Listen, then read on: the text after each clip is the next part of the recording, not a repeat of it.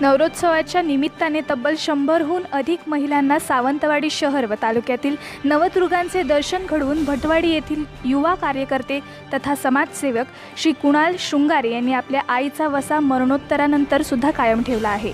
आज या उपक्रमाचा शुभारंभ सलग 4थ्या वर्षी करण्यात आला।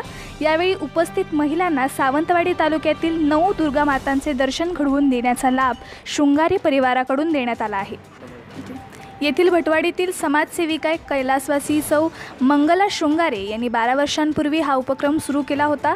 दरम्यान 4 वर्षांपूर्वी त्यांचे निधन झाले।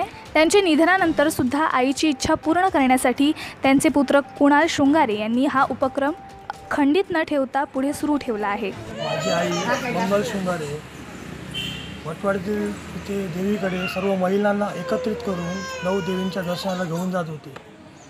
तरी गेली 7-8 वर्ष ती कंटिन्यू तिने ते कार्य आपले चालू ठेवले।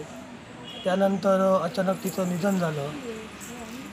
त्यानंतर तिने जे कार्य चालू ठेवलं ते मी तसंच आता 4थं वर्ष माझं मी तसंच ते कार्य तिचं समाजसेवेचं चालू ठेवलं आणि ह्यापुढेही असंच हे कार्य मी तिचं चालू ठेवणार। आता तुम्ही किती देवींचं दर्शन घेणार आहात? आता आम्ही 9 देवींच्या दर्शनाला इथून गाड्या सुटणार आहेत। 2 ट्रॅव्हलर आहेत। सर्व महिला भगिनींना घेऊन दर्शनाला जाणार आहे देवींच्या।